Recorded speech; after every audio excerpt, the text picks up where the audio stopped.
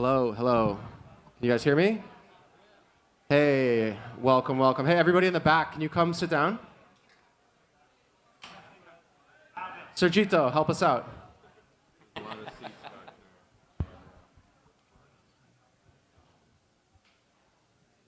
We'll just wait a second to get some people up front here. Thank you guys so much for being here today. Really, really excited for this conversation. Yes, love this. Thank you guys so much for helping us out. Welcome, welcome. Thank you to CoinDesk for having us here today. I'm really excited for this conversation.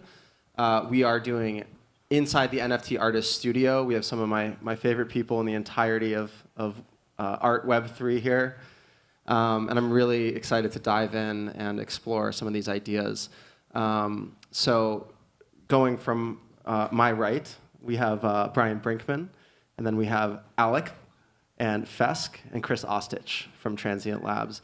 A really eclectic group of people doing various things here, and I'll let you briefly just introduce yourselves, and then we'll dive into the conversation. So Bryan, why don't you kick us off? Yeah. Hello, I'm Bryan Brinkman.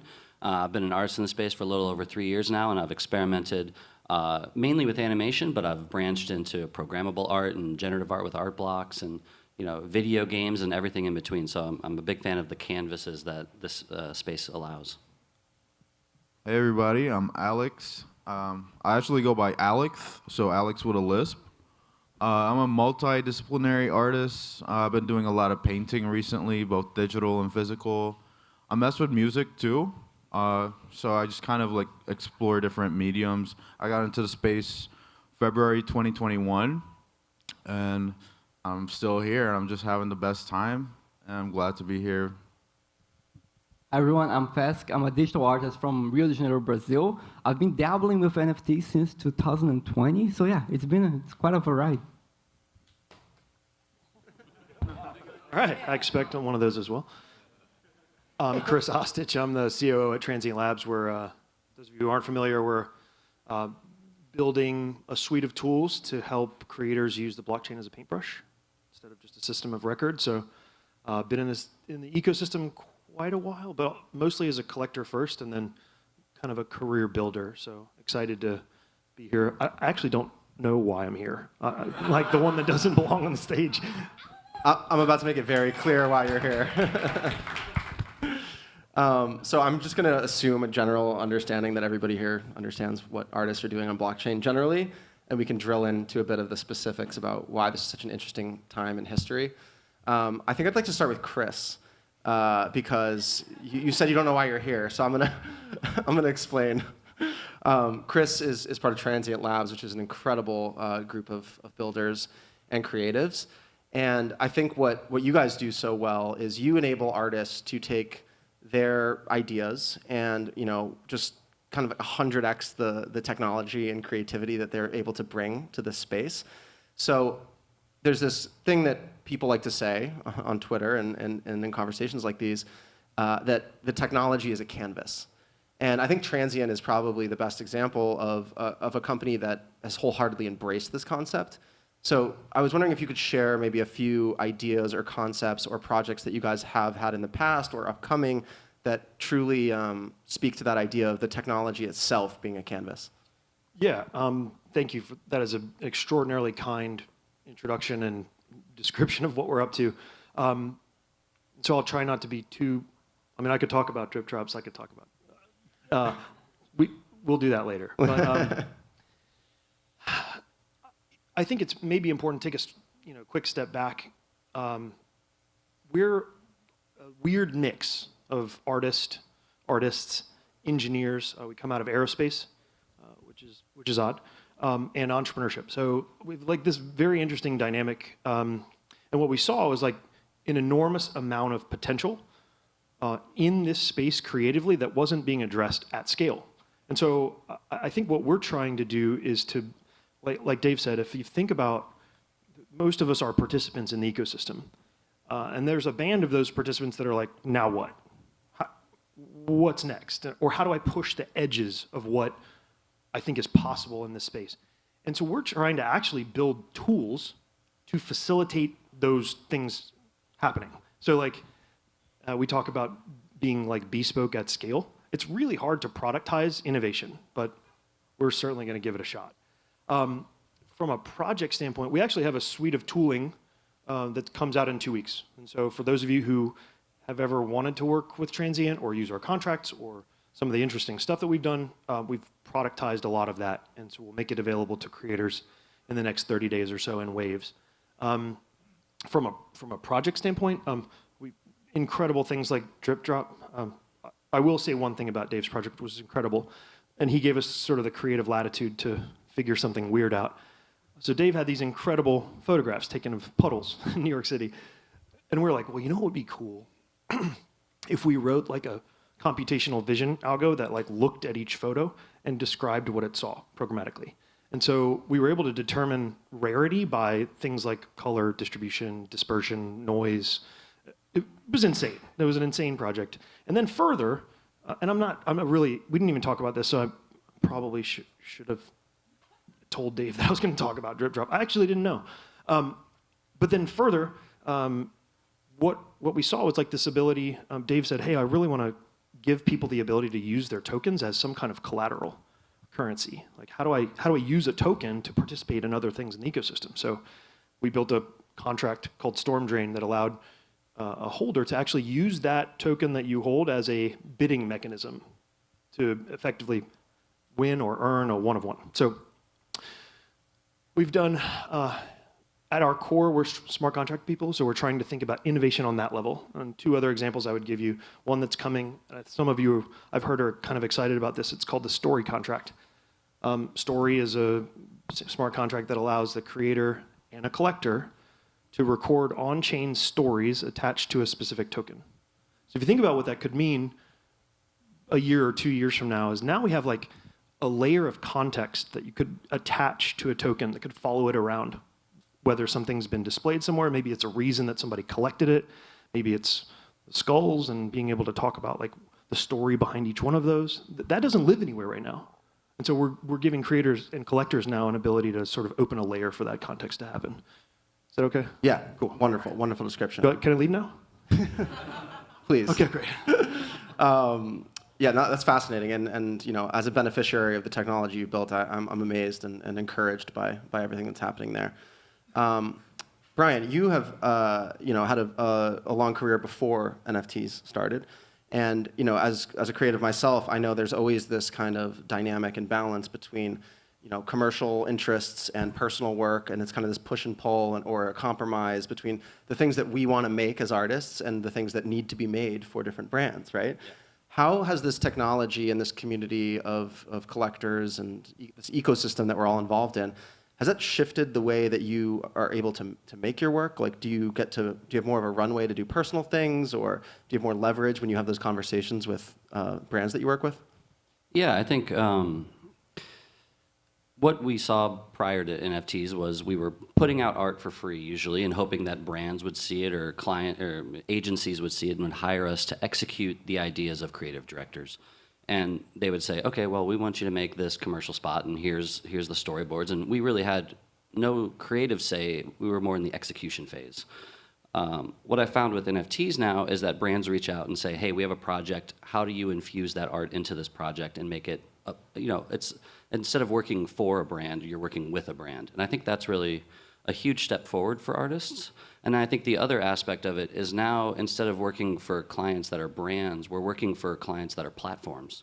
And a lot of times the deadlines that we're working within are for the platforms that we're working with, not with Nike or something like that. It's working with Nifty Gateway or Sotheby's and all these other things. So it's a totally different way of thinking about art as a job, because our job is to just make art. Yeah, well said. I've personally experienced that kind of like shift and leverage myself, and it's very liberating. And this takes me to a question for you, Fesq, which is like you're such amongst us all. I think you're the most like digitally native. Like your entire universe of art exists. It's almost like the movie Tron. Like you exist in the computer, right? And your work is that neon, like phosphorescent glow of it. Just feels very computing based. And I feel like this environment and ecosystem that we're all creating together is the first time that that type of work has had like a native space. So how has this ecosystem impacted the way that you're able to make work and you know, having digital objecthood? How has that changed your ability to make the work that you make? I think overall it's empowering. Like Brian said, like especially coming from a background of a lot of freelance work, the dynamic in which you work with a brand like changed a lot, right? And I feel that for the first time, digital art is actually being valued as art. So I think that brought a lot of shift in the dynamics and overall impact on the entire process of creating art, right? So when you have an idea in your head and you're sitting in front of your computer, like how do you conceptualize like the beginnings of that? Oh, but it's a mess. It's mainly because I cannot draw. So I feel that my mind runs faster than I can actually mess around with my 3D programs and make my art. So I'm mainly focused on, I don't know, I try to scribble some stuff in the paper and try to make sense of it all. And then I move forward to my 3D programs and more steadily create a piece of art, if that makes sense. Yeah, that makes a lot of sense. Yeah, I'm also an artist I'm a photographer because I can't really draw, so that makes a lot of sense to me too. And Alec, so, you know, you work in many different mediums. You even make pins, which I had he has these great pin collection out. But in terms of the physical medium, like if you're just staring at a blank canvas and you begin to create a piece of work, like take us through that process of going from, you know, just that blank sheet to beginning to like ideate towards something really compelling. For me, it's always kind of been intuitive, you know? I think or personally, I think so much throughout the day. That moment in front of the canvas is the moment that I can kind of escape that, like, that whole experience of just like racking my brain. I can just sit in front of the canvas and have my hands do the thinking for me and just experientially navigate my psychoscape, my mindscape. You know, I think that's always been the best way for me, intuitively working. Yeah, and your work is such an incredible blend of like pop culture references and abstract art style and mixed media.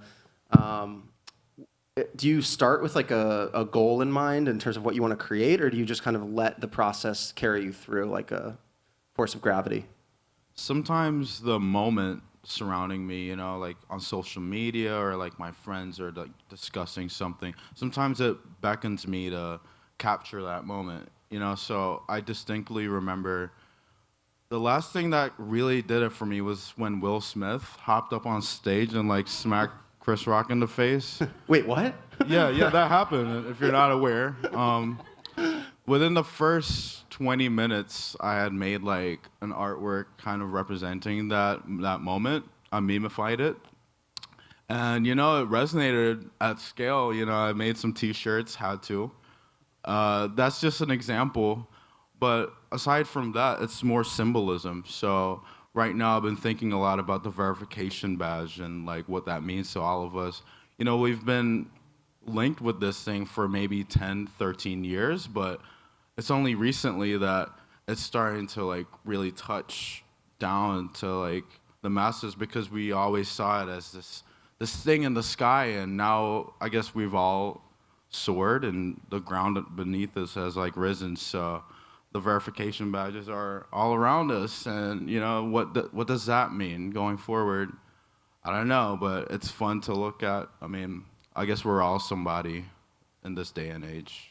Yeah, I didn't think about it quite in those terms, but I really actually like that perspective. And nobody come up here and smack me to inspire art, because it's not going to happen. I really love that. One thing I do want to say, guys, is as you're in the audience, I see a lot of you are on your phones, which I love.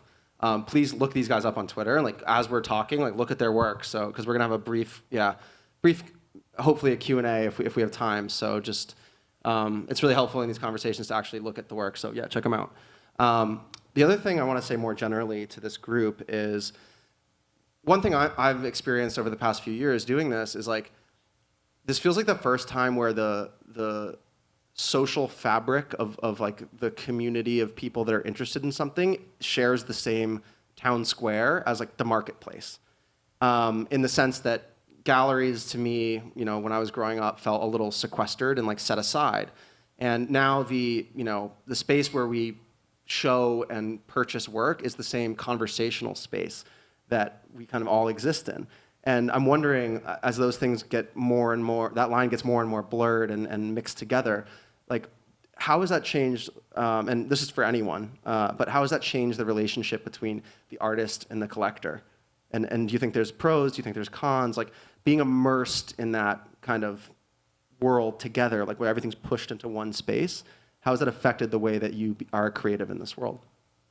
Anyone wants to jump on that? Maybe expanding on the topic of like the artist and collector relationship. I think that the fact that we are all pretty much on Twitter and we're all interacting the entire day, I think that's really valuable. Like the connections that you can actually make directly with the collector, right? And I talk with some of my friends, they're more the traditional art world, and they don't even know who they are. Who are their collectors? Sorry for my English. So I think that this proximity that we have on social media is really valuable, especially when I come to this event and actually meet my collectors. So, goddamn, you know.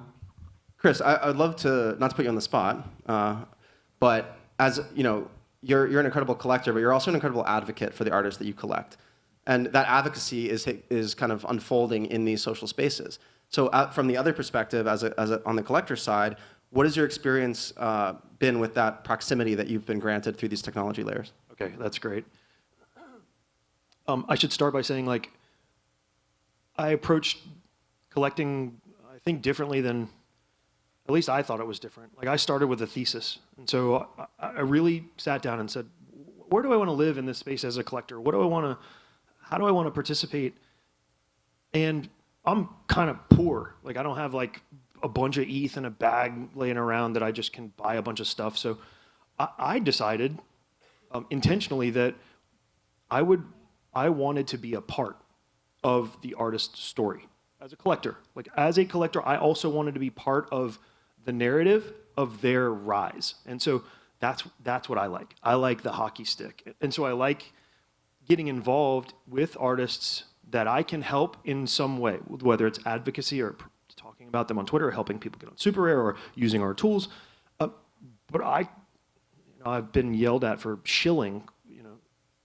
I don't think it's shilling. I feel like an agent in a sense, where I'm advocating on behalf of creators constantly. And I think in the beginning, if I'm being honest, there was probably like a motive, a financial motive, to say like, oh, I can, but I don't sell anything. I'm terrible at this. I've never. So clearly there's no financial incentive. Like, I may have started that way. But today, I think that that's one of the amazing things about the ecosystem that we live in, is that you can have a hand in helping someone make it, like, in a way that hasn't been possible in any industry ever. And so it's not governed by a gallerist or a big collector. I'm not a big collector. I just am active, and I'm really behaviorally involved in kind of what they do. I mean, Alex could probably tell you that. Oh yeah, I can definitely testify to Chris's like involvement in artist development. I mean, he's a big supporter of mine for sure. He's saying he doesn't have like big bags, but he dropped like 15K on my. I saw it like on my object. I'm sorry to dox it. Is that kind of awkward? Sorry, but to answer your question. I could have bought a Toyota. Switch subjects real quick. To answer your question, I feel like language has a lot to do with this. I mean, I feel like we're like discovering this language that maybe it was before us, but we're actively manifesting it as we have every interaction. Like, even now in real life, we're like transactionally, that's cool too. But I think it's not even just collectors and artists anymore. I'm starting to realize there's like a whole subset of different skill sets that people are discovering within themselves. So I think a big thing that's going to come along is the idea of collectives, and each person filling like a certain role. Like, it's beautiful I'm witnessing right now in my collective, people discovering these talents that they thought they didn't have. You know, the artist that like draws suddenly becomes the person that's making things like hit the ground and like organizing and like finding the venue, and then to bring that to other people and bridge the connections between other collectives. You know, that's like very special. Bryan, did you want to tap in on this one? Well, I just liked you mentioned this idea of like advocating artists being seen as shilling, but it's really sharing. And I think we need that as artists. We need collectors to advocate for us, and we need us to be elevated, because when it's only our artist friends sharing our stuff, a lot of people doubt that. But when a collector shares our stuff, there's like this level of validity that's given. And so we crave that, and it's a part of this ecosystem. We're along these journeys with our collectors, and when I mean, Fesq touched on it too. Before this, I would sell art in a gallery, and I had no idea who bought it, and I still don't know where that exists. Now, through the blockchain, we're along this ride together, and we can share this experience, and I think that's one of the most fun parts about the space. I just wanted to double click on one thing, which was that I do think it's categorically insane how much creators are asked to do. Like, I agree. Yes. I do agree. it gives me. I know how hard it is to build something. Like you got those of you who are creators in this crowd and audience. Like I know you. You guys are enterprises. You almost have to build a business.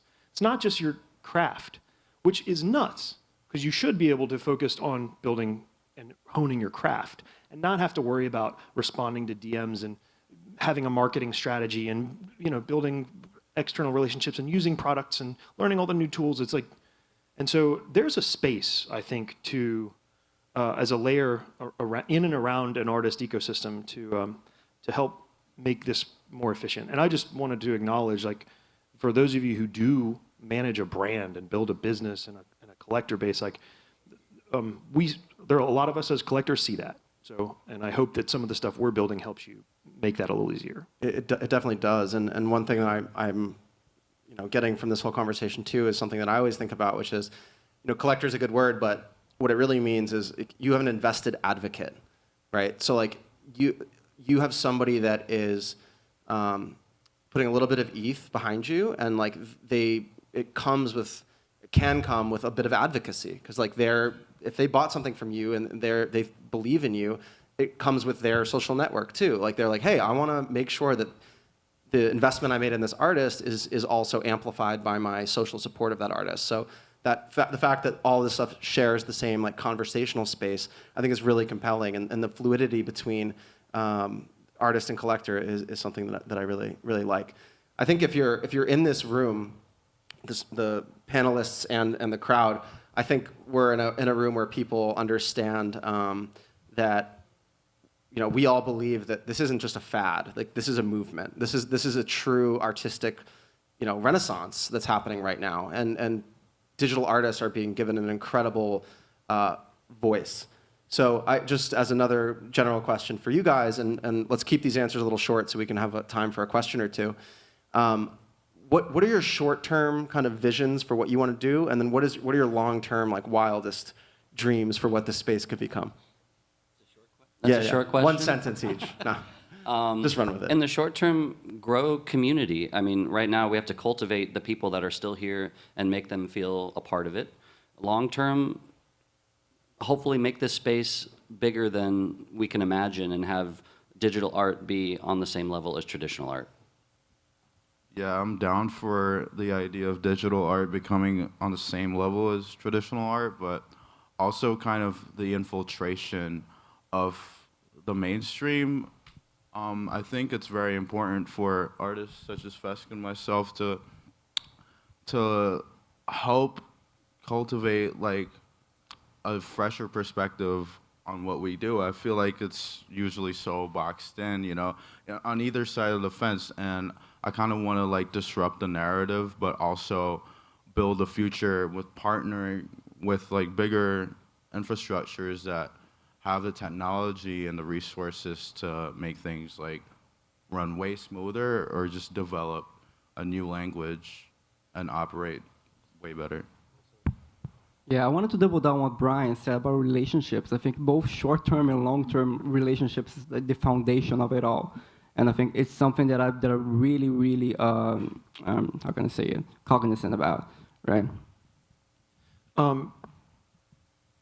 Short term, I'm sort of self-serving in that regard. Like I want to see the innovation layer scale dramatically, which is odd because you consider us, we're all in the space, we're innovating, we're new, we're early. So longer term, and actually I would, back to what Alex said a minute ago, like I'm also okay with like saying, fuck it, this is different. Digital art is different. One of the challenges I think that we're dealing with now that I hope, this is my longer term point of view, is that like I see a world where, so if you look behind you at all these screens, why is this the only thing we have? Why are we not reinterpreting what it means to have a clock in your house, or to understand what the weather's like, or instead of looking at traffic on Google Maps, why don't you look at a piece of artwork like Bryan Brinkman's and Rich Caldwell's traffic jams, right? Like soon I see a world where these digital objects are a part of our visible existence as people, and they're a part of their utilities for our lives. And so in that way, I'm kind of fine with saying, fuck it, like this is different than traditional art, right? Like, and so we deserve our own space, and I want to help us get there. Yeah, and I want to... Sorry, I said fuck it. You're allowed to swear. It's cool. I do want to just direct everyone's attention to the screens, because this is all of their work is absolutely beautiful. And yeah, just take a look around. And while I have your attention, or the backs of your heads, I also want to say, like, one of the best ways you can help artists in the space is just share something they've made, because every one of your little hubs that you guys have built, you know, is incredible exposure for the artwork that we're all creating, and that really moves the needle for us. So just encourage you to share these guys' work as well. I think we have time for one question. Any brave soul want to? Yes, sir. Oh, right here in the front. Oh, excuse me. Each one of you, how has the AI movement, Great mid-journey movement, Yeah. Impacted you? This is a great question. It's a very important question right now. I'll answer in just a few seconds. I'll say I love AI. I think it's awesome. I think it's really brilliant.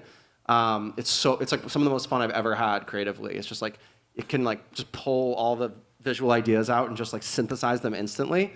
For me, the bar for what I consider like art is like much higher for AI, because I've seen how easy it is to make something beautiful.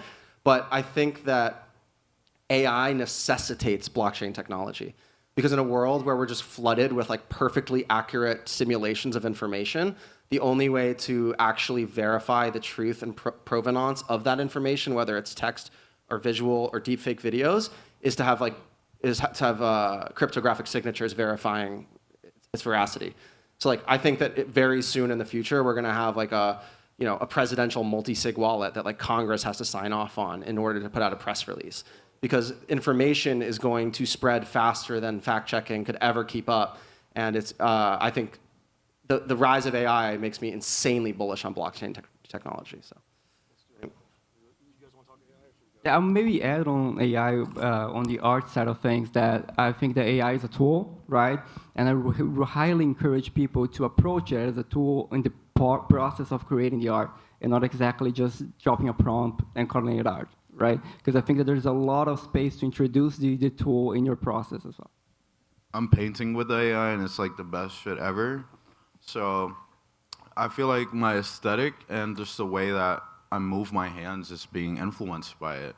And I'm blending illustrations that I've made with like Tom and Jerry, and it's making like a whole new thing, and then I can put that into my world that already exists, and then, just blowing it up at scale physically. It's amazing. I love AI. Yeah, kind of touching on what Fesq said, I see it as a tool. I can't deny that almost everything you see on the screens that I've made is created with software with deep layers of code that I had nothing to do with writing, Photoshop, After Effects, all that stuff. So it's just another technology layer that will work as a tool for me to convey ideas.